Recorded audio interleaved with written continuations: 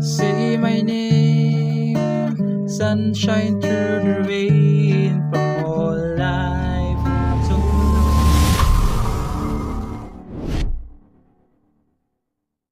hello mga ka-idol. So ngayon, meron na naman akong ituturo sa inyong napakagandang kanta. So yung title pala nito ay yung Eternal Flame. So itong kanta na to is plucking, okay? Plucking yung ituturo natin. Pero huwag kayong mag-alala kasi napakadali lang naman itong kanta na to. So dito pala mga ka-idol, no, sa plucking niya, pag may nakita kayong number sa taas ng chords, ibig sabihin yun yung bass, okay? Okay, yun yung bass. Halimbawa, sa G, may number 6, ibig sabihin 6 string muna bago na yung plucking pattern natin. Okay? Ulitin ko muna, pag may number sa taas ng chords, yun yung bass. Okay? Ayan. Dito naman sa whole plucking natin is, kung makikita nyo dyan, ganito lang siya. 3. Okay, third string 3, 2, 1 sabay, tapos 3. Lilipat agad. Okay? Kasi magbe-base muna kayo, no? So, mamaya makikita nyo sa chords kung ano yung i-base nyo. Bago yung 3, 2, 1, tapos 3. Okay? Yan na yung pang whole plucking natin. Okay? Kasi base lang naman yung mag-iiba sa kanya. No? So, sana naintindihan nyo, no? So, isang beses nyo lang gagawin yung kada chord. So, halimbawa, ganito lang. Halimbawa na lang, ha? Mag-G ako. Halimbawa, bass, tapos 3, 2, 1, sabay, tapos 3. Lilipat agad. Okay, so ganun siya, no? So ngayon, proceed na tayo dito sa kanyang whole verse. So kung mapapansin nyo dyan, no? So yung mga chords is meron ng number sa taas, no? So yan yung sinasabi ko. So yung chords dyan is G na may number 6. So yung G first, second, fifth, tsaka 6. Ayan yung G. E minor, may number 6. So yung E minor, fifth, tsaka fourth string lang naman yan. Ayan. Tapos C. So yung C, second, fourth, tsaka fifth. C, may number 5. Tapos D, may number 4. So yung D, first, second, third. Okay? Yung apat na chords na yan, 2 times nyo munang gagawin. Okay? Pag nagawa nyo ng 2 times, babalik lang kayo ng E minor. B7. So yung B7 is, itong gagamitin natin is 5th string, 3rd string, okay? 4th pala. 5th string, 4th string, tsaka 3rd string. Okay, ayan yung B7 na may number 5. Tapos babalik kayo ng E minor, may number 6. Tapos A, may number 5. So yung A, second, third, tsaka 4th lang. Okay, A na may number 5. D, may number 4. Tapos B minor, may number 5. So yung B minor, nakabar sa second fret. Sa third fret, second string, sa 4th fret, 4th string, tsaka 3rd string. Ayan, B minor na may number 5.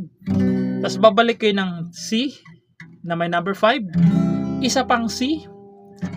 Tapos A minor na may number 5. So yung A minor, 5th string, 5th tuloy. Second string, 4th, tsaka 3rd. Okay? A minor na may number 5. Tapos D na may number 4. Okay? So, lahat ng chords din mga ka-idol, no? Lahat ng chords, 2 beses nyo gagawin. Okay? Lahat ng chords na yan, 2 beses nyo gagawin. Pero, sa dulo, di ba sa dulo, A minor, sa pangalawang ulit nyo, wala nang dulo na D. Okay? Puro na A minor. Okay? 2 A minor na pala. Okay? Ulitin ko, sa pangalawang ulit nyo ng mga chords na yan, yung D sa dulo, magiging A minor na siya. Okay? Wala na yung D. Ang mangyayari, 2 C na, tapos 2 A minor na. Okay? Sa pangalawang ulit. No? So, sana malinaw, no? So, sasampulan ko para mas maintindihan nyo kung paano siya. So, ganito siya. Oh. Close your eyes, give me your hand, darling. Do you feel my heart beating? Do you understand? Do you feel the same? I am only dreaming. Is this burning an eternal flame? Tapos isa pa ulit kasi 2 beses yung gagawin lahat ng chords na yan, okay? I believe meant to be. So Uulitin nyo lang ulit, okay? Sa pangalawang ulit, uulitin ko lang, no? Sa pangalawang ulit ng chords na yan, sa dulong D, wala, A minor na yung papalit, okay? Sa dulo, magiging dalawang C, dalawang A minor na, okay? So, inulit ko lang para at least hindi talaga kayo malito. Tapos ngayon, puproceed na tayo doon sa Say my name, sunshine. So, doon sa chorus, okay? So, proceed naman tayo sa kanyang chorus. So, yung chorus niya rito mga ka-idol, so hindi ko nabibigkasin yung mga number ng chords kasi meron naman na dyan sa taas, no? So, yung chords is D, D minor.